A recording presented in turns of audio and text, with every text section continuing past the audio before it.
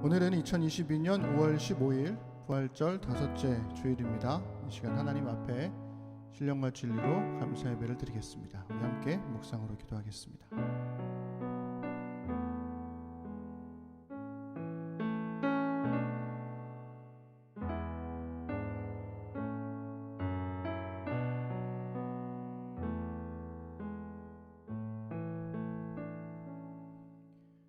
여호와의 이름을 찬양할지어다.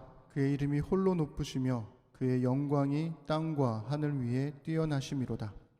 그가 그의 백성의 뿔을 높이셨으니 그는 모든 성도 곧 그를 가까이 하는 백성 이스라엘 자손의 찬양받을 이시로다.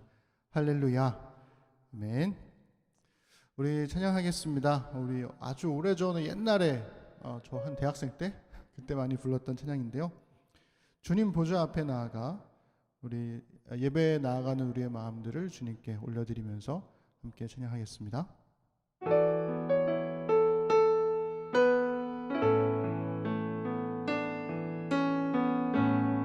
주님 보좌 앞에, 주님 보좌 앞에 나아가 참된 안식과 기쁨 나누리겠네.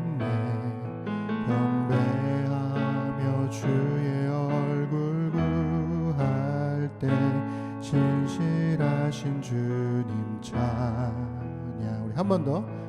주님 보좌 앞에, 주님 보좌 앞에 나아가 참된 안식과 기쁨 나누리겠네. 경배하며 주의 얼굴 구할 때 신실하신 주님 찬양해. 신실하신 하나님, 신실하신 주, 나의 주 하나님은 신실하신 주님. 기도 들으시는 하나님, 기도 들으시는 하나님, 폭풍 속에 내 등불 내 노래시라. 주의 날개 아래서 내 맘 쉬리니 신실하신 주님 찬양해. 신실하신 하나님, 신실하신 주, 나의 주 하나님은 신실하신 주님. 평화 내려주신 하나님, 평화 내려주신 하나님, 나로 고통받는 자를 위로하게 하소서. 나의 평생에 주의 사랑을 전하리. 신실하신 주님 찬양해. 신실하신 하나님, 신실하신 주, 나의 주 하나님은 신실하신 주님. 신실하신 하나님, 신실하신 주, 나의 주 하나님은 신실하신 주님. 아멘. 네, 우리 다음 찬양으로 주님의 길을 예비하라 찬양할 건데요. 오늘 반주는 그 소연자매가 해주고 있습니다. 어제 오전에 승연자매가 감기 기운이 있다고 그래가지고 화들짝 놀랐죠. 수연이가 아프다고? 막 그러면서 다들 놀랐는데 혹시나 모를 또 그런 걱정도 있고 해서 오늘은 소연 자매가 반주를 해주고 있습니다. 옆에서 덜덜 떨고 있어요. 계속 1시간 전부터 계속 긴장하고 있어가지고 전혀 긴장할 게 아닌데도 불구하고 그래서 그 긴장감이 저에게까지 전해지고 있습니다. 네, 우리 주님의 길을 예비하라. 우리가 주님의 길을 예비할 때 그것이 하나님께 영광이 된다는 것, 우리 그 찬양을 이어서 함께 기쁨으로 찬양했으면 좋겠습니다. 우리 박수하면서 기쁨으로 찬양합시다. 주님의 길을 예비하라. 주님 오실 길 곧게 하라. 주님의 길을 예비하라. 모든 산과 골짜 평탄케 되리. 우리 마음의 길 예비해. 우리 한 번 더. 주님의 길을 예비하라. 주님의 길을 예비하라. 주님 오실 길 곧게 하라. 주님의 길을 예비하라. 어둠에서 빛으로 나와 다 주님의 길 예비해. 우리 처음부터 한 번 더 찬양할까요? 주님의 길을 예비하라. 주님 오실 길 곧게 하라. 주님의 길을 예비하라. 모든 산과 골짝 평탄케 되리.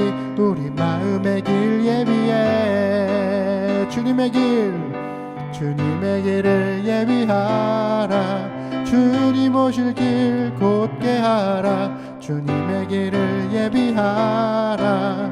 어둠에서 빛으로 나와 다 주님의 길 예비해. 주의 빛난 영광 모든 육체가 보리라. 주 앞에 설 때 내게 큰 상급 주시리. 다 주님의 길 주의 길 예비해. 우리 처음부터 할까요? 주님의 길을 예비하라. 주님 오실 길 곧게 하라. 주님의 길을 예비하라. 모든 산과 골짝 평탄케 되리. 난 마음의 길 예비해. 주님의 길을 예비하라. 주님의 길을 예비하라. 주님 오실 길 곧게 하라. 주님의 길을 예비하라. 어둠에서 빛으로 나와 다 주님의 길 예비해. 주의 빛난 영광 모든 육체가 보리라. 주 앞에 설 때 내게 큰 상급 주시리. 주님의 길을 주의 길 예비해. 지친 무릎을 일으켜 거룩한 길로 행할 때 강하고 담대하라. 주님 곧 오실 때 내 머리에 영원한 기쁨의 관쓰리. 주님의 길을 예비하라. 주님 오실 길 곧게 하라. 주님의 길을 예비하라. 모든 산과 골짝 평탄케 되리. 우리 마음의 길 예비해. 주님의 길을 예비하라. 주님 오실 길 곧게 하라. 주님의 길을 예비하라. 어둠에서 빛으로 나와 다 주님의 길 예비해. 주의 빛난 영광 모든 육체가 보리라. 주 앞에 설 때 내게 큰 상급 주시리. 다 주님의 길 주의 길 예비해. 주님의 영광 나타나셨네. 주님의 영광 나타나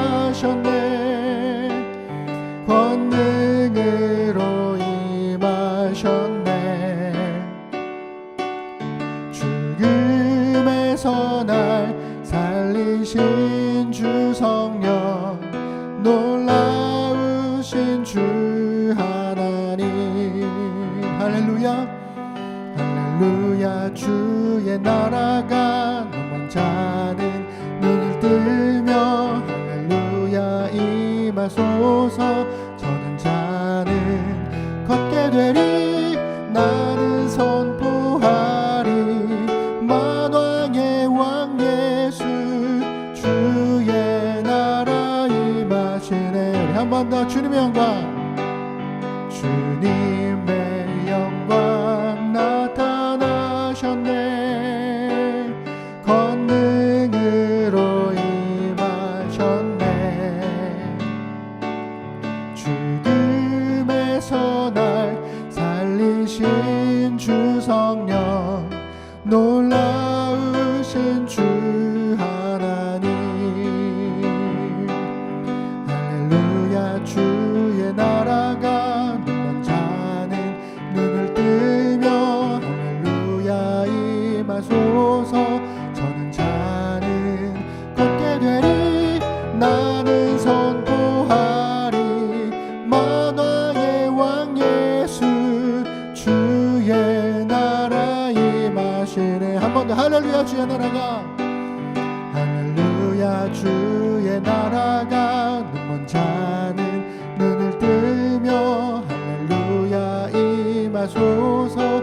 저는 자는 걷게 되리, 나는 선포하리, 만왕의 왕 예수 주의 나라 임하시네. 나는 선포하리, 나는 선포하리, 만왕의 왕 예수 주의 나라 임하. 우리 마지막 한 번 더. 나는 선포하리, 나는 선포하리, 만왕의 왕 예수 주의 나라 임하시네. 우리 하나님께 영광 돌리겠습니다.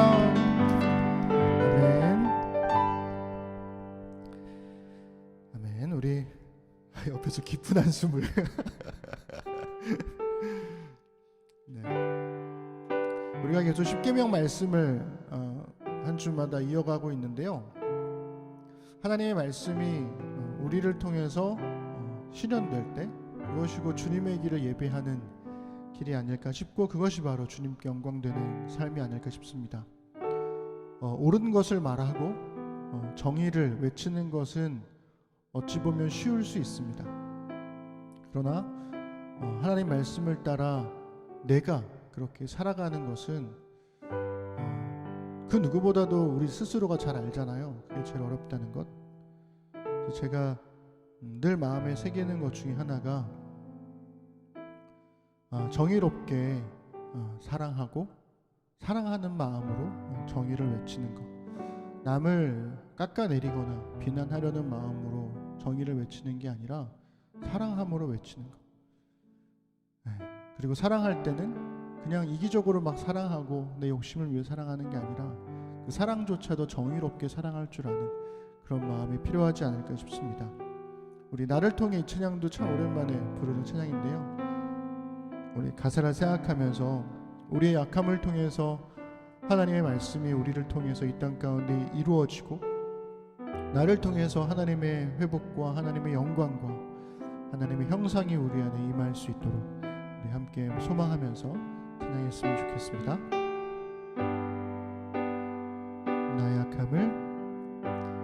나의 약함을 들어 강하게 하시는 주 내 아버지여, 주의 부르신 대로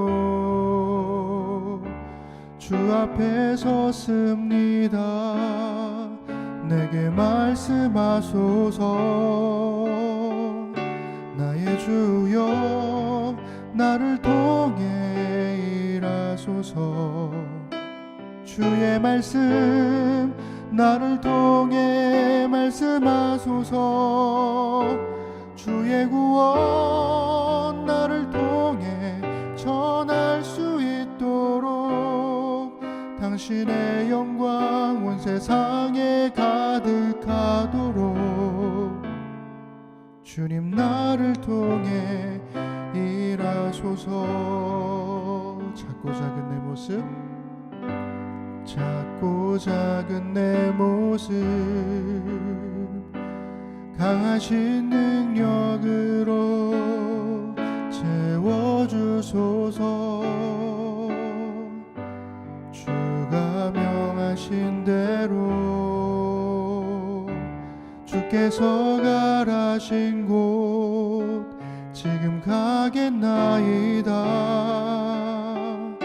나의 주여 나를 통해 보이소서. 살아계신 주의 구원 주의 능력을 주님 사랑 나를 통해 섬길 수 있도록 당신의 영상 나를 통해 회복하도록 주님 나를 통해 이루이소서. 나의 주여 나의 주여 나를 통해 일하소서.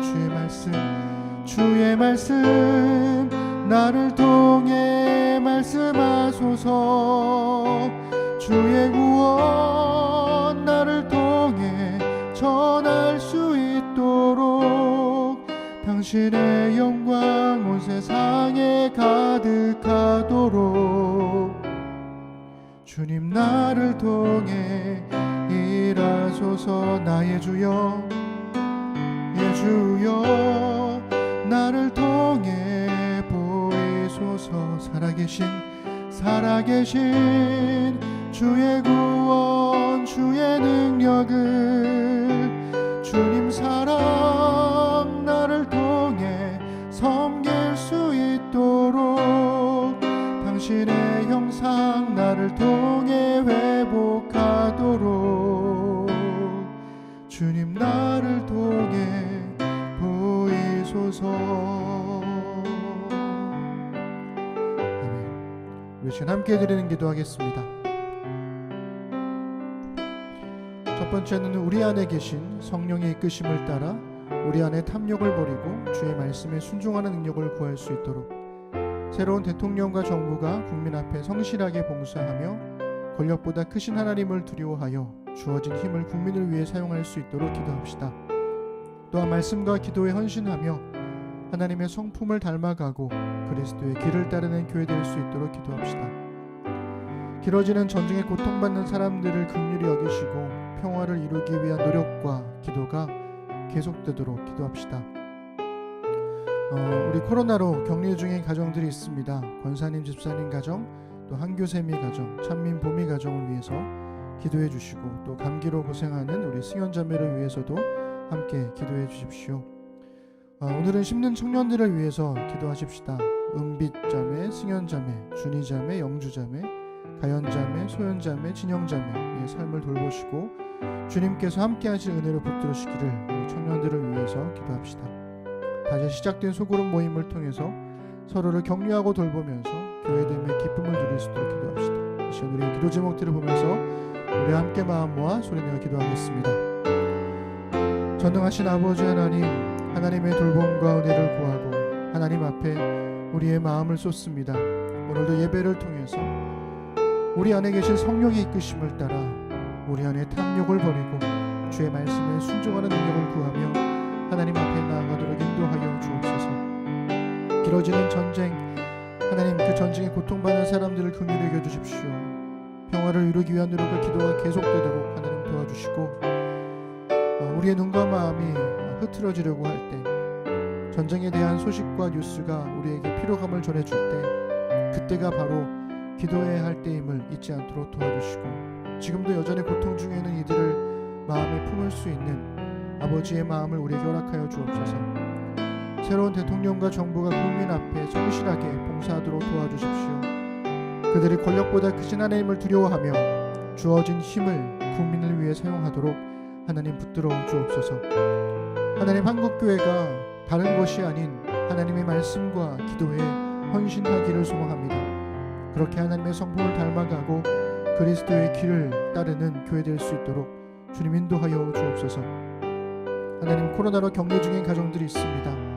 일주일이 넘도록 하나님 격리되어 있으면서 답답하기도 하고 또 계속되는 증상들에 마음이 힘겨워지기도 하지만 하나님 이때를 잘 넘어가도록 도와주시고 건강하게 회복될 수 있도록 주님 붙들어 주옵소서. 수요일까지 우리 격리를 계속하게 될 권사님 수사님과 오늘까지 격리를 하게 될 한교샘의 가정과 찬미봄이 가정에도 주의 복과 은혜를 내려주시고 무엇보다 우리 아이들을 지켜주심에 감사드립니다. 하나님의 돌봄이 이 가정들에 충만하도록 인도하여 주옵소서. 하나님, 우리 심는 청년들을 기억합니다. 연빛, 승현, 준희, 영주, 가연, 소연, 진영 각자의 삶 속에 자신들의 삶을 살아가기 위해 때로는 도전하고 때로는 실망하고 때로는 좌절하기도 하고 때로는 무엇을 해야 할지 몰라 방황하기도 할 때도 있지만 그러한 모든 순간들 속에 하나님의 은혜가 있음을, 하나님의 함께 돌보심이 있음을 잊지 않도록 도와주셔서 저들의 삶 속에 하나님의 선하신 이끄심을 발견하고 주님과 함께 동행하는 삶을 살아가도록 우리 사랑하는 청년들을 붙들어 주옵소서. 다시 시작된 소그룹 모임을 통해서 서로를 격려하게 하시고 돌보며 교회됨의 기쁨을 누려가도록 하나님 인도하여 주셔서 우리 오랫동안 우리 떨어져 지냈던 힘든 사람들의 마음이 다시금 조금씩 하나로 모아지며 그저 마음으로만 함께하는 것이 아니라 이제는 눈으로 보고 손과 손을 맞잡으며 또한 감각적으로도 느낄 수 있도록 주님 함께해 주시옵소서. 주의 복과 은혜가 우리 가운데 함께 하시기를 소망합니다.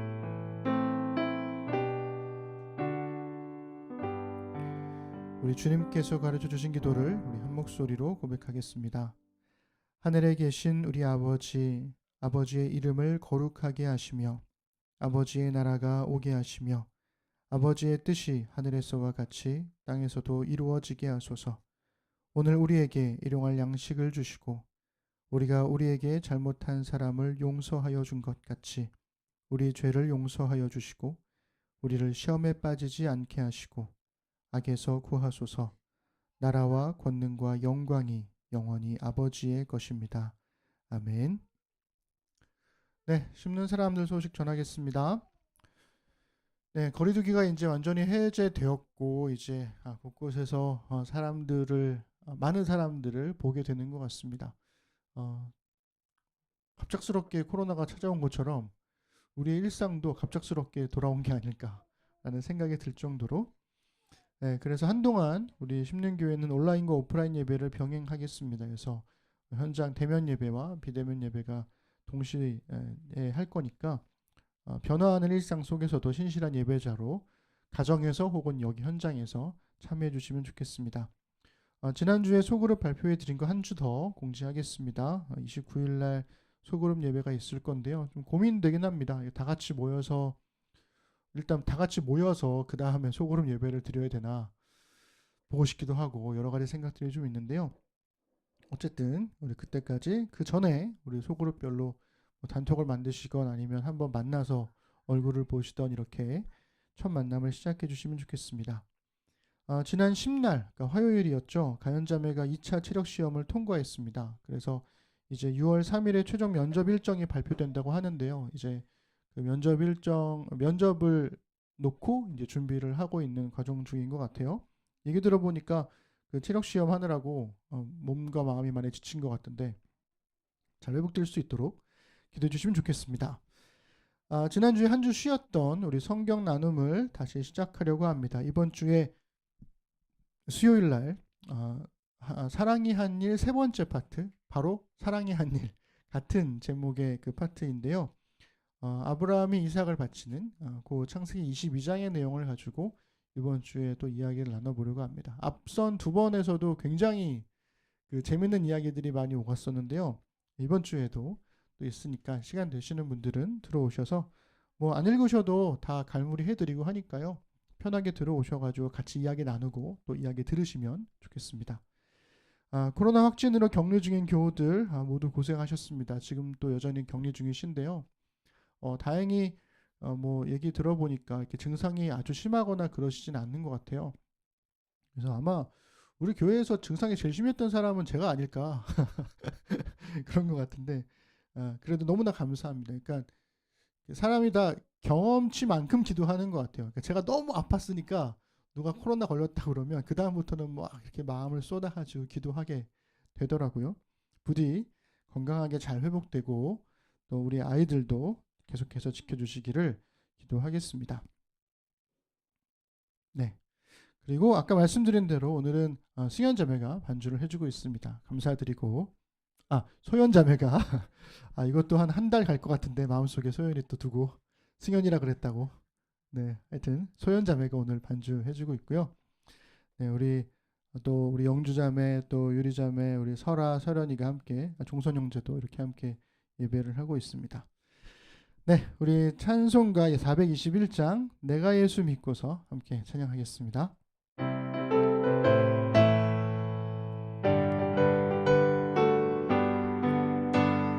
내가 예수 믿고서 죄 사함 받아 나의 모든 것 다 변했네. 지금 내가 가는 길 전곧 길이요 주의 피로 내 죄가 씻겼네. 나의 모든 것 변하고 그 피로 구속받았네. 하나님은 나의 구원 되시오니 내게 정죄함 없겠네. 주님 밝은 빛 되사 어둠에 치니 나의 모든 것 다 변했네. 지금 내가 주 앞에 온전케 됨은 주의 공로를 의지함일세. 나의 모든 것 변하고 그 피로 구속받았네. 하나님은 나의 구원 되시오니 내게 정죄함 없겠네. 내게 성령 임하고 그 크신 사랑 나의 맘에 가득 채우며 모든 공포 내게서 물리치시니 내 맘 항상 주 안에 있겠네. 나의 모든 것 변하고 그 피로 구속받았네. 하나님은 나의 구원 되시오니 내게 정죄함 없겠네. 아멘. 네, 오늘 하나님께서 주시는 말씀은 출애굽기 20장 15절 말씀입니다. 우리 짧은 한 절이니까요. 함께 하겠습니다. 시작. 도둑질 하지 말라. 아멘. 네, 오늘은 십계명 8번째로 움켜쥔 손을 펴서 라는 제목으로 하나님 말씀을 나누겠습니다. 네, 반갑습니다. 우리 심는 사람들. 네, 샬롬. 샬롬. 샬롬 샬롬. 샬롬 되게 오랜만이네요. 샬롬. 네, 평화를 전합니다. 제가 한 코로나로 이렇게 영상 예배를 드린 것도 이제 한 3년이 거의 다 돼 가는데 토요일 밤마다 잠을 잘 못 자요. 자꾸 악몽을 꿔요. 오늘 새벽에는 무슨 악몽을 꿨냐면 아침에 나오는데 차 시동을 켰는데 시동이 안 걸리는 거예요. 정말 그래서 계속 그 시동을 막 걸려라 하면서 계속 막 시달리다가 새벽에 깼고 그 다음에는 또 오늘 그 음향 장비가 또 고장 나는 꿈을 꿔가지고 하여튼 오늘 굉장히 피곤하게 그렇게 하루를 보내게 되는 것 같습니다. 그래도 네, 그런 애씀과 수고들을 통해서 여러분들의 예배가 좀 더 풍족해지기를 바라는 마음으로 매 순간 하고 있는데요. 그래서 오늘 여러분들 설교를 들을 때도 헌신하는 마음으로 또 하나님의 말씀을 듣는 마음으로 함께 해주시면 좋겠습니다. 종종 그런 얘기를 오늘도 그런 얘기를 들었는데 영상으로 예배 드리는 게 힘들다. 집중이 잘 안 된다. 그래서 설교만 듣는다. 뭐 이런 분들도 계셨는데 예배 전체가 하나님께 예배 드리는 거니까요. 예배 전체로 함께 해주시면 좋겠고 도저히 나 영상으로 예배 못 드리겠어요. 그러시는 분들은 나오시면 됩니다. 현장으로 오셔서 여기서 예배 드리시는 게 조금 더 낫지 않을까 싶습니다. 각설하고 움켜진 손을 펴서 말씀 나누겠습니다. 제가 중학교 2학년 때 그러니까 15살이죠. 그때 제가 석간신문을 돌렸습니다. 그러니까 석간신문은 야간에 5시에서 7시 사이에 그러니까 어른들이 퇴근하고 오기 전에 이제 돌리는 신문이죠. 그때 저는 생각해 보면 지금처럼 이렇게 머뭇거리는 성격은 아니었나 봐요. 예, 그때는. 그래서 제가 신문을 돌린 지역이 어디였냐면 부천 남부역에서 이렇게 시흥 쪽으로 올라가는 길에 보면 오른쪽에 아파트 단지가 있습니다. 오래된 아파트 단지가. 지금 아마 그게 삼익 아파트인가 그랬던 것 같은데 그 시흥 넘어가는 곳에 그 우리 교우들이 잘 가는 그 빵집 있어요. 늘솜당. 예. 거기 넘어가는 그 오른쪽에 있는 아파트 단지. 거기를 제가 그 아파트 단지랑 그 주택가들을 신문을 돌렸죠. 지금이야 뭐 오래된 구도심이 되었지만 그때만 하더라도 평평한 주택들과 5층짜리 아파트가 질비했던 때였기 때문에 그 고층 아파트를 보는 것만으로도 와 여기 엄청난 신도시구나 그렇게 생각했었죠. 하루는 비가 막 억수로 퍼부어가지고요 하늘이 되게 어두웠었어요. 너무 무섭던 날이었죠. 비가 막 오으니 4시 5시 됐는데도 막 하늘이 깜깜했으니까요. 아파트에 신문을 돌리려고 엘리베이터를 탔는데 문득 보니까 학교 체육복 추리닝을 제가 거꾸로 입은 거예요. 그러니까 뒤가 앞으로고 앞이 뒤로 간 거죠. 그래가지고 순간 고민을 했습니다. 이거 어떻게 되나? 갈아입을까? 걸리면 어떡하지? 그래가지고 엘리베이터를 멈추고 밖을 이렇게 싹 살펴봤죠. 아무도 없는 거예요. 하늘은 까맣고. 그래가지고 엘리베이터 문을 닫고 그리고 바지를 훅 내렸죠. 그러는데 갑자기 착 문이 쭉 열리면서 아주머니와 학생이 딱 서 있는 거예요. 그리고 서로가 마주보면서 그냥 이렇게 얼었어요. 저는 이 상태로 얼어 있고 그분들은 그 상태로 얼어 있고 뭐 성급히 또 나와가지고 막 너무 창피했던 기억이 있었습니다. 그러면서 뭐 여러 가지 일들이 되게 많았어요. 그 신문을 돌리는 때에 한 번은 학급에서 수학여행비를 도둑맞은 친구가 있었는데 제가 신문을 돌리는 가난한 아이라는 이유로 누명을 썼습니다. 보통 드라마에 나올 법한 그런 이야기잖아요. 제가 그 주인공이었죠. 근데 누명을 써가지고 참 억울했는데 결국 그날 학교 끝나기 직전에 그 가방 깊은 구석에서 수학여행 경비를 그 친구는 찾았어요. 근데 저는 이제 누명을 썼잖아요. 결국에는 저는 그의 수학여행을 가지 않았습니다. 실제로 돈도 없기도 했고. 그래서 지금 생각해보면 그때 참 별일을 다 겪었던 것 같아요.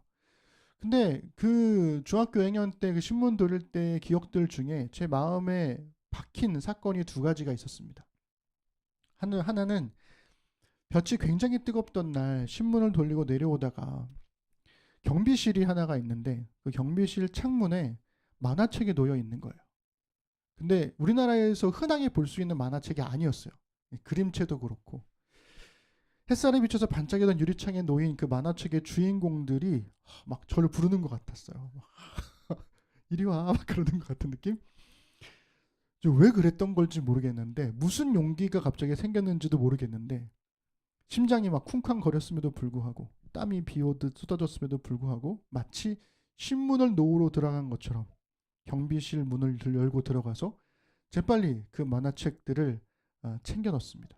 그리고 신문 바구니, 신문이 쌓여있는 바구니 사이에 제가 숨겼죠.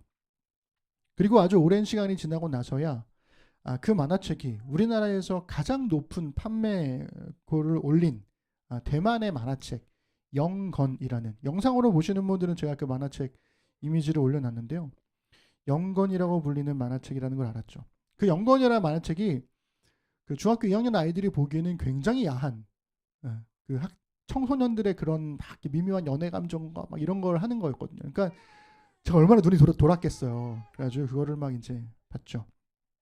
그게 제 학창 시절의 처음이자 마지막 도둑질이었습니다. 여러분, 그때 저는 중학교 2학년 15살 제가 섬기던 교회의 중등부 부회장이었고요. 찬양 예배 인도자이기도 했습니다. 그러니까 교회에서의 생활과 일상에서의 모습이 전혀 다른 이중적 삶을 살고 있었던 거였죠. 되게 웃긴 건 제가 만화책을 훔치고도요. 별다른 죄책감을 느끼지 않았어요. 그러니까 우리나라에서 보기 힘든 세련된 그림체 그리고 흥미진진한 내용의 만족도가 굉장히 높았기 때문에 그렇습니다. 그랬던 것 같아요. 그래서 경비실에 있었던 걸로 보아서 경비 아저씨가 저거를 보려고 산 것 같진 않고 그러니까 분명히 누군가에게서 빼앗은 걸 거다라고 제가 스스로 합리화를 하면서 그저 좋은 만화책을 갖게 된 것에 마냥 좋아했던 것 같습니다. 그렇게 한 달쯤 지나서였을까요? 신문을 보면 신문값을 수금하는 그 기간이 있어요. 매 달마다. 그리고 신문 돌리는 아이가 사람이 그 신문값을 직접 다 수금을 해가지고 갖다 드리는 거죠. 만화책을 훔친 바로 그 아파트에 이제 신문값을 수금을 해야 되는데 그 돌리다 보면 별의별 사람들을 다 만나게 됩니다. 돈 없으니까 그냥 가라고 하는 사람들, 뭐 어린 아이니까 욕하는 사람들, 뭐 지금보다 훨씬 더 심했었죠. 나중에 오라고 하는 사람들, 그러고선 문 안 열어주고 막 이런 분들도 굉장히 많았는데요. 온갖 냉대와 무시에 막 이렇게 지쳐갈 즈음에 신문값 수금하러 왔습니다 라는 제 목소리에 갑자기 아파트 문이 퉁 열리면서 한 아주머니가 굉장히 상냥하게 잠깐 들어와서 이것 좀 먹고 가라고 하시는 거예요. 머뭇했죠. 이런 경우는 처음이었으니까요. 근데 머뭇거리던 제 눈에 비친 게 식탁 위에 그 투명한 유리잔에 담긴 우유와 그리고 크림빵. 그게 이제 슈퍼마켓에 파는 크림빵이 아니고 베이커리 빵집에서 파는 크림빵. 네. 그 당시에 그 빵집 크림빵은 저는 손도 못 대는 그런 거였거든요. 그게 이렇게 딱 올려져 있는 거예요. 이걸 어떻게 안 먹고 가? 그래가지고 들어갔죠. 염치불구하고 들어갔습니다. 들어가지고 이제 앉아서 우유와 크림빵을 맛있게 이제 먹고 있는데 주변을 이렇게 살펴보니까 벽에 이 집에 들어오는 모든 이에게 주의 평화가라고 하는 액자가 걸려 있는 거예요. 딱 봐도 이분은 천주교 신자다. 액자도 그거 아십니까? 액자도 기독교 액자랑 천주교 액자가 달라요. 이미 느낌이 약간 달라요. 그분의 집에 걸려 있는 액자가 이제 카톨릭 액자였던 거죠. 천주교 신자셨던 겁니다. 그러면서 먹고 있는 제게 어린 나이에 고생한다고 자기도 학생만한 딸이 있다고 그러면서 천천히 먹고 가라고 그러면서 하셨죠. 다 먹고 나니까 이제 신문값을 주셨고 아마 제 기억이 맞는지는 모르겠는데 거기에 더해서 용돈도 좀 주셨던 것 같아요. 그러면서 신문 돌리다가 배고프면 언제든지 문을 두드리라고 말씀해 주셨습니다. 그때 제가 처음으로 예수님을 믿는 사람의 삶이 이런 거구나. 이렇게 사는 거구나라는 거를 처음으로 깨달았던 것 같아요. 근데 여기에 또 가슴 아픈 슬픈 사연이 있습니다. 신발을 신고 이제 나가려는데 문이 활짝 열렸어요. 그리고 그 앞에는 저희 반 여자아이가 서 있었습니다. 그리고 놀란 눈으로 서로 마주봤죠. 그리고 저는 창피하며 서둘러 나왔습니다. 하루에 너무 많은 것을 깨닫게 돼서였을지는 모르겠는데요. 그날 밤 저는 만화책을 가방에 넣었고 다음날 신문을 돌릴 때 처음 만화책에 놓여있던 그 경비실에다가 다시 고스란히 만화책을 가져다 놓았죠. 그리고 그 이후에 그 집의 문은 다시는 두드리지 않았습니다. 너무 창피했기 때문에. 제가 길게 제 예전 어렸을 때 이야기를 해드렸는데요. 10계명의 8번째 계명이 도둑질하지 말라라는 이 말씀의 뜻이 무엇일까에 대해서 학자들의 의견이 되게 분분합니다. 몇몇 학자들은 이 8계명의 도둑질은 사람에 대한 도둑질을 말하는 거다. 그러면서 10번째 계명에 내 이웃의 소유를 탐하지 말라라고 하는 것과 그래서 겹치지 않는 거다. 이렇게 설명하기도 하는데요. 근데 이게 좀 그 설득력이 있는 게 계명의 맥락으로 볼 때 살인, 간음, 그리고 도둑질, 그리고 거짓 증거 이 4가지 7번째부터 9번째까지가 전부 다 사람에 관한 계명들이잖아요. 그러니까 이 도둑질도 사람에 대한 도둑질일 거다. 이렇게 해석을 하는 거죠. 실제로 디모데전서 1장 9절에 보면 살인하는 자며 음행하는 자와 남색하는 자 이게 7계명, 6계명, 7계명이죠. 그 다음에 인신매매를 하는 자 이게 8계명이죠. 거짓말하는 자, 거짓맹세하는 자 이게 9계명입니다.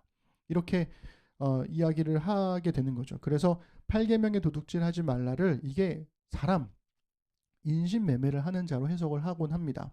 그래서 출애굽기 21장 1절에도 보면 이렇게 나와 있어요. 사람을 납치한 자가 그러니까 이게 도둑질하지 말라에 쓰인 히브리어 가나브가 그대로 사용된 건데요. 사람을 납치한 자가 그 사람을 팔았든지 자기 수하에 두었든지 그를 반드시 죽일지니라. 그래서 이 8번째 계명은 사람에 대한 거다. 이렇게 해석을 합니다. 하지만 그렇다고 하더라도 반론도 있습니다. 8번째 계명을 사람과만 관련한 법으로 해석하지 않을 수 있는 다른 것도 있죠. 왜냐하면 이 가나브라고 하는 히브리어 단어가 사람에게뿐만 아니라 사물도 목적으로 쓰기 때문에 그래요. 그래서 22장 7절에 보시면 사람이 돈이나 물품을 이웃에게 맡겨 지키게 하였다가 그 이웃집에서 도둑을 맞았는데, 여기서 나오는 이 도둑을 맞았는데 이게 가나브이죠. 그 도둑이 잡히면 갑절을 배상할 것이요. 이렇게 나오고 있습니다. 그러니까 이렇게 구분을 하면 8계명의 도둑질 금지 계명은 구체적인 행위에 대한 금지이고 10번째 계명의 탐심은 마음의 상태를 말하는 거다. 이렇게 가를 수도 있는 거죠. 그래서 이 8계명의 도둑질 금지 계명은 사람과 사물 모두에게 적용할 수도 있다라는 이야기를 우리가 할 수 있겠습니다. 그런데 이 8계명이 사람과 사물 모두에게 적용되는 것이라고 할지라도 뒤따르는 처벌은 조금 달라요. 이게 좀 다릅니다. 사물을 훔쳤을 때, 그러니까 이게 동물이 됐던 가축이 됐던 뭐가 됐든지 간에 물건이 됐든지 간에 사람을 훔치면 배상법을 적용해요. 배상하는 겁니다. 그래서 만약에 내가 소를 훔쳤어요. 양을 훔쳤어요. 훔쳤는데 그것에 그 훔친 그 소나 양이 죽었느냐 혹은 살아있느냐 혹은 어떤 피해가 있느냐 없느냐에 따라서 배상의 내용이 좀 달라집니다. 만약에 훔친 물건에 아무런 손해가 없다, 멀쩡하다, 그러면은 갑절로 배상을 해야 돼요. 2배죠. 출애굽기 22장 4절입니다. 우리 함께 읽어볼까요? 시작. 도둑질한 것이 살아 그의 손에 있으면 소나 나귀나 양을 막론하고 갑절을 배상할지니라. 그런데 만약에 내가 훔쳐가지고 잡아먹었거나 혹은 뭐 다른 사람에게 넘겼거나 혹은 어떤 상처가 났거나 이렇게 되면 5배, 소는 5배, 양은 4배로 배상을 해야 했습니다. 소에 대한 배상이 양보다 좀 더 무거운 것은 이 소가 대신했던 노동력이 좀 더 컸기 때문에 그러겠죠. 그래서 출애굽기 22장 1절에 보시면 사람이 소나 양을 도둑질하여 잡거나 팔면 그는 소 1마리에 소 5마리로 갚고 양 1마리에 양 4마리로 갚을지니라. 아멘. 이렇게 기록되어 있습니다. 그래서 이 고대 근동의 주변 나라들과 이 성경의 배상법을 비교해 보면 성경의 배상법이 되게 뭐랄까 좀 부드러운 편이에요. 왜냐하면 다른 나라들에서의 절도죄에 해당하면 그 사람의 손을 자릅니다. 손모가지를 잘라버리죠. 그런데 성경은 그저 배상으로만 처리를 한다는 거예요. 왜 그러냐 하면 성경의 율법은 재산이 아니라 사람을 보호하는 데 그 목적이 더 있기 때문에 그렇습니다. 그래서 하지만 이 사람을 도둑질하면 어떻게 되느냐? 사람을 훔치는 유괴, 인신매매 이거 사형으로 처벌됩니다. 이거 뭐 여지가 없습니다. 무조건 사형. 왜냐하면 사람의 가치는 짐승이나 물건과는 근본적으로 다르다고 생각했기 때문이에요. 그래서 출애굽기 21장 16절에 보시면 이렇게 나와 있습니다. 우리 함께 읽어볼까요? 시작. 사람을 납치한 자가 그 사람을 팔았든지 자기 수하에 두었든지 그를 반드시 죽일지니라. 그리고 신명기 24장 7절에도 보시면 사람이 자기 형제 곧 이스라엘 자손 중 한 사람을 유인하여 이 가나브죠.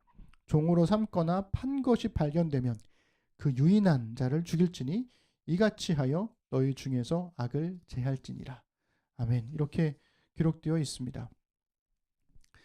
그러니까 이 성경에서의 이 도둑질이라고 하는 것들이 굉장히 사람 중심의 계명이라는 것을 우리가 알 수가 있는 거죠. 근데 여러분 생각해 보시면 도둑질을 한다라고 하는 것은 누군가의 소유를 빼앗는다라는 거잖아요. 그러니까 성경은 사유재산을 부정하지 않습니다. 그러니까 개인의 소유라는 개념을 부정하지 않아요.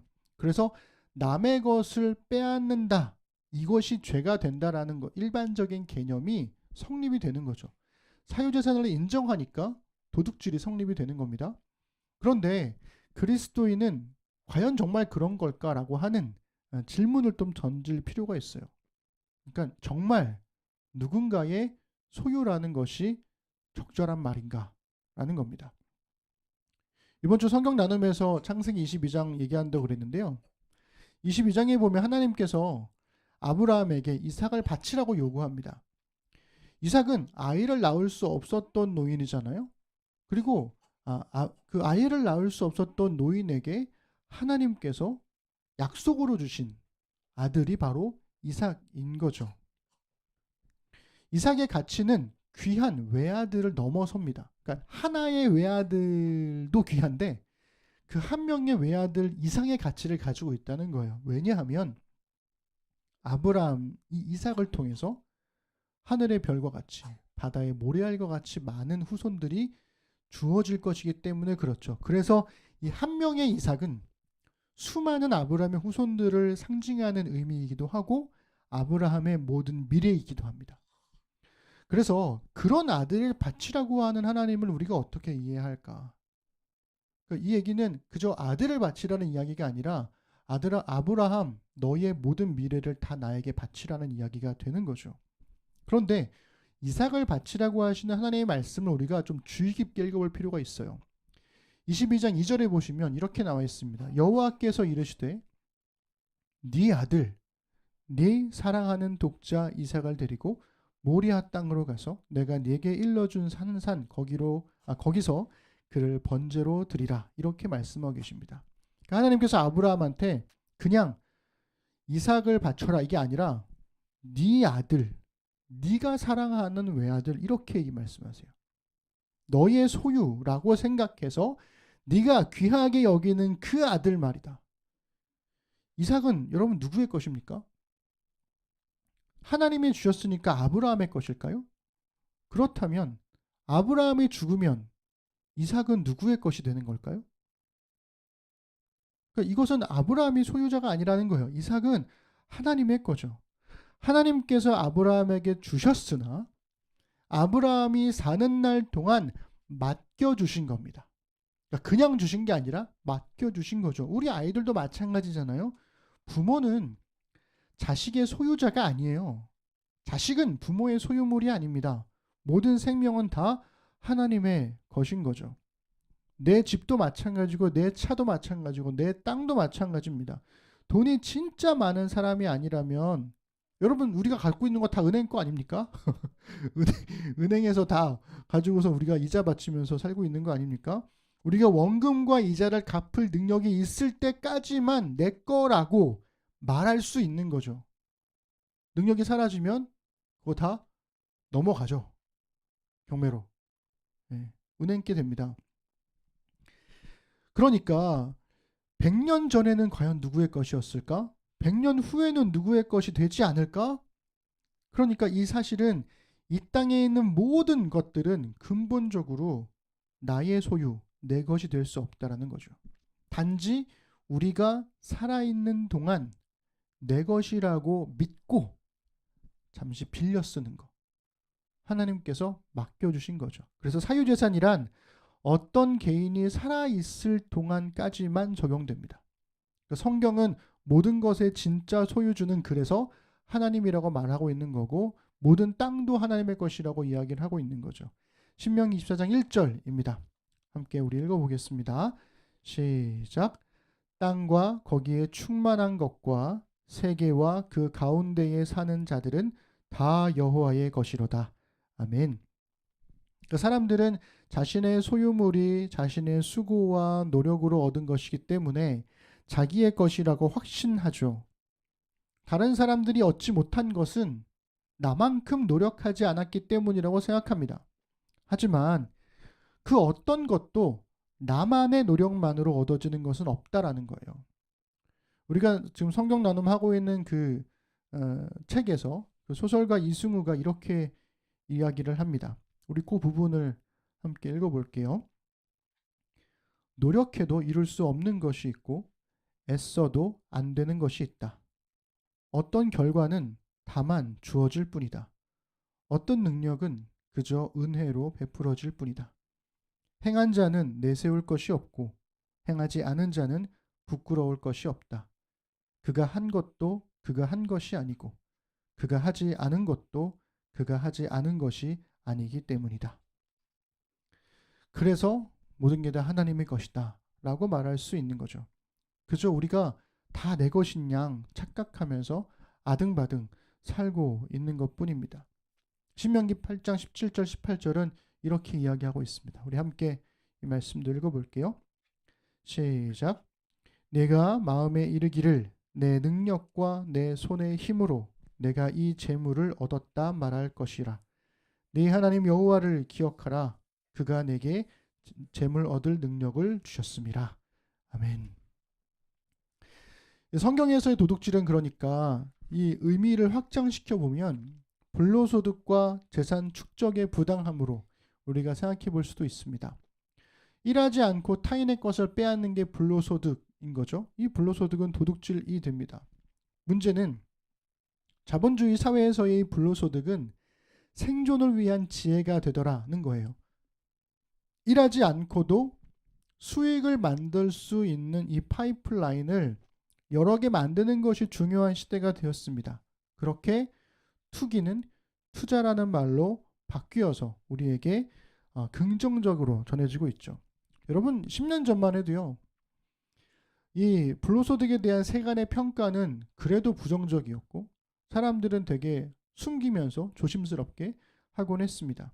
예를 들면 2017년에 방영되었던 이 알쓸신잡 경주편에서 거기에 나와 있던 패널들은요.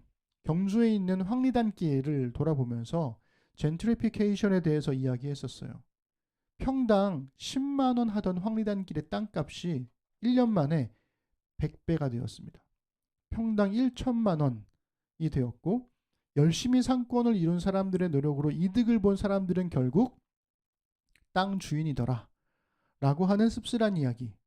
그로부터 5년이 지난 지금 사람들은 새로운 아이템으로 상권을 이룬 사람들이 아니라 땅 주인을 롤 모델로 삼죠. 그렇지 않아요? 우리 그래서 그런 얘기 많이 하잖아요. 그 소유주 위에 건물주, 네, 창조주 위에 건물주 이런 얘기 많이 하잖아요. 그래서 뭔가 좋은 아이템으로 내가 상권을 이루겠어 뭐 이런 게 아니라 일단 땅 주인이 되자. 거기로부터 살 길이 있다. 이렇게 생각을 하는 거죠. 자본주의 사회의 관점에서는 장려될 수 있는, 장려될 만한 지혜이지만 성경적 관점에서는 명백한 불로소득이고 은근히 빼앗는 삶이 되는 겁니다. 그런데 이게 점점 시대가 바뀌면서 혼란스러워지기 시작을 했어요. 이전에는 그냥 그거 불로소득이야 하면 끝났는데 지금은 좀 바뀌는 것 같습니다. 4차 산업혁명이 시작이 되고 가속화되면서 이 신성시대였던 노동의 가치가 이제는 바뀔 거라는 전망이 우리를 혼란스럽게 만드는 거죠. AI를 비롯한 첨단 기술이 인간의 노동력을 대체한다는 거예요. 그렇게 자본이 축적돼요. 왜냐하면 인간들은 임금이 비싸잖아요. 그리고 속도도 느려요. 그런데 기계는 AI는 속도는 겁나 빠르고 그 다음에 임금은 적어요. 엄청나게 고효율을 자랑하는 거죠. 자본이 막 축적이 되는데 사람들은 일자리를 잃었기 때문에 소비할 수 있는 힘이 없어요. 돈이 없어요. 그러니까 첨단 기술로 축적된 자본을 사람들한테 기본소득으로 나누어 줘서 자본주의가 굴러갈 수 있도록 너희 돈 못 버는 인간들은 소비자로라도 자본주의에 기여해 라는 이야기를 한다는 거죠. 이게 기존의 관점에서 보면 기본소득이라는 것도 사실은 불로소득인데 그죠? 그런데 우리가 기본소득을 되게 긍정적인 차원에서 이야기하곤 하잖아요. 왜냐하면 기본소득이 복지의 차원에서도 논의가 되는 문제이기 때문에. 그렇다면 기본소득은 불로소득인가 아닌가? 죄인가 아닌가? 4차 산업혁명이 가속화되면 노동의 문제는 어떻게 될 것인가? 그 생산하는 것으로서의 노동은 하락되겠지만 놀이하는, 소비하는 것으로서의 노동은 그 가치는 올라가지 않을까라는 생각을 하게 됩니다. 그렇다면 기존의 세계관이 노동의 가치가 뒤집힌 사회에서 은근히 빼앗는 불로소득의 문제는 어떻게 될까? 이거 되게 머리가 아프잖아요. 너무 거대한 문제이기도 하고 아직은 겪어보지도 않은 문제이기 때문에 뭐 그때 가서 우리 또 고민해 봅시다 하면 될 일이긴 하지만 오늘을 살아가는 그리스도인에게 이 불로소득은 여전히 은근히 빼앗는 도둑질로 여겨질 수 있다는 겁니다.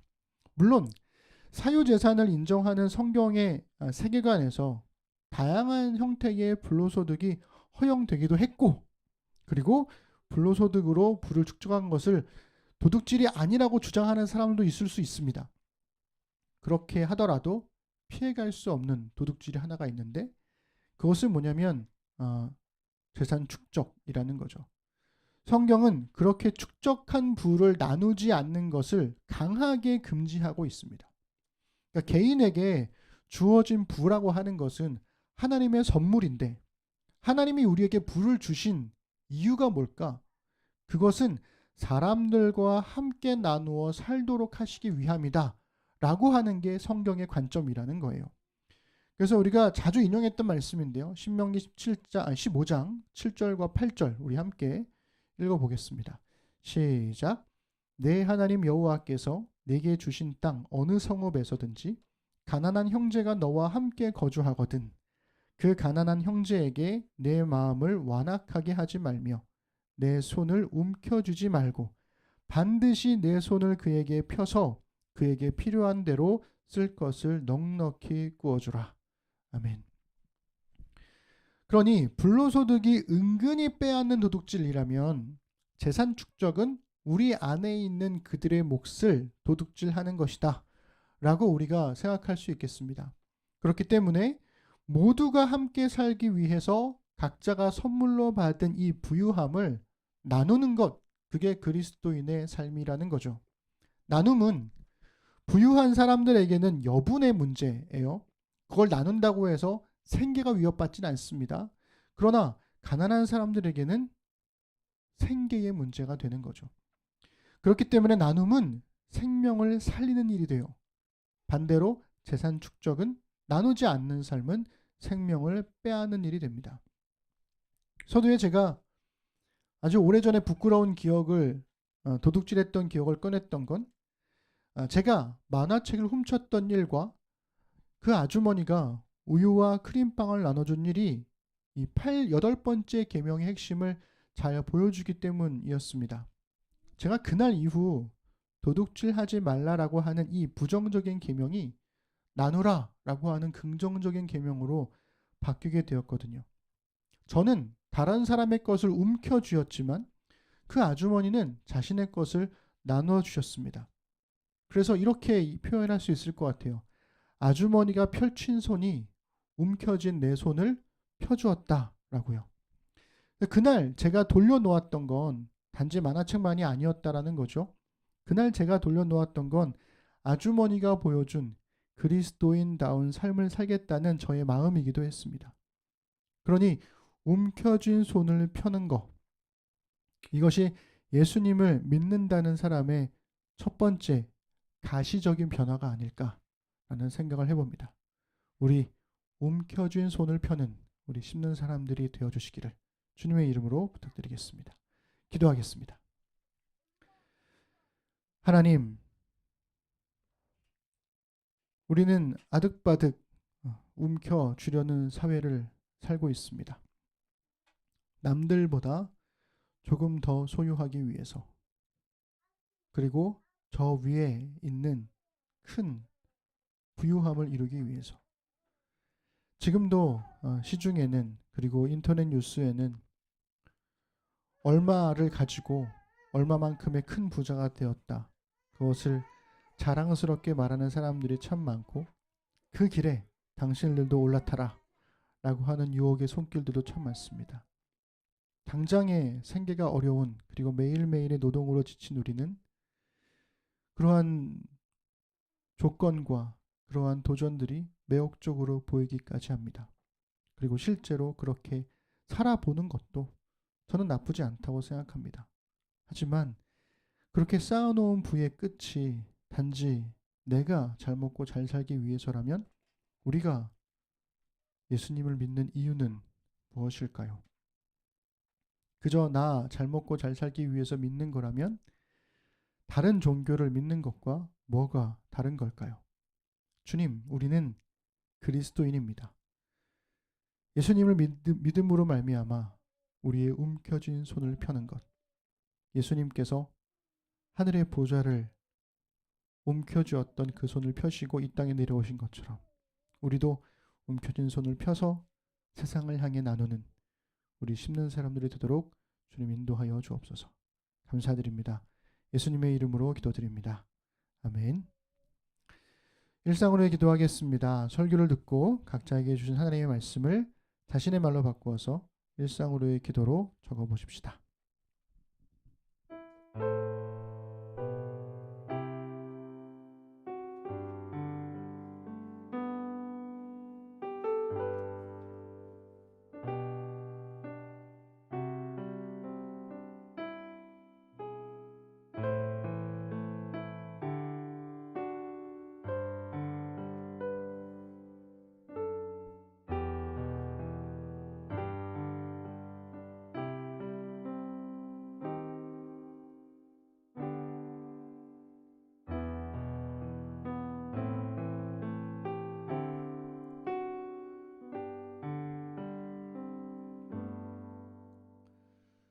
네, 우리 경건 찬양하시면서 준비된 예물을 하나님께 드리고 우리의 신앙도 함께 고백하겠습니다.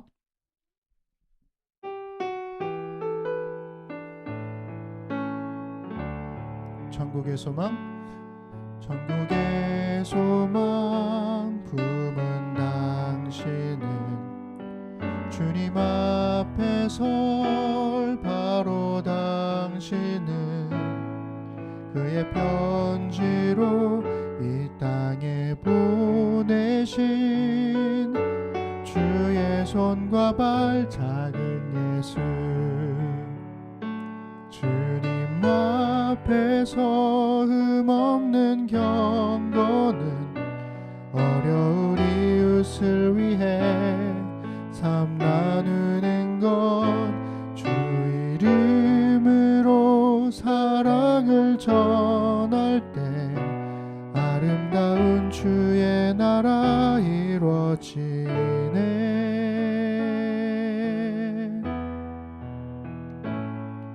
우리의 손은 예수님의 손, 우리의 얼굴 바로 주님 얼굴, 우리의 소유 모두 주님의 것 이웃을 위해 맡기셨네. 아멘. 우리 사도신경으로 신앙 고백 드리겠습니다. 나는 전능하신 아버지 하나님 천지의 창조주를 믿습니다. 나는 그의 유일하신 아들 우리 주 예수 그리스도를 믿습니다. 그는 성령으로 잉태되어 동정녀 마리아에게서 나시고 본디오 빌라도에게 고난을 받아 십자가에 못 박혀 죽으시고 장사된 지 사흘 만에 죽은 자 가운데서 다시 살아나셨으며 하늘에 오르시어 전능하신 아버지 하나님 우편에 앉아 계시다가 거기로부터 살아있는 자와 죽은 자를 심판하러 오십니다. 나는 성령을 믿으며 거룩한 공교회와 성도의 교제와 죄를 용서받는 것과 몸의 부활과 영생을 믿습니다. 아멘. 하나님 이 시간 주신 말씀을 따라 함께 살아갈 날들을 신실하게 살겠다는 의미로 헌금을 드리고 신앙을 고백했습니다. 말씀이 삶으로 배어나와 우리 삶의 자리에 은혜의 흔적이 남게 하소서. 모든 은혜의 하나님 곧 그리스도 안에서 너희를 부르사 자기의 영원한 영광에 들어가게 하시니가 잠깐 고난을 당한 너희를 친히 온전하게 하시며 굳건하게 하시며 강하게 하시며 털을 견고하게 하시리라. 권능이 세세 무궁하도록 그에게 있을지어다. 아멘.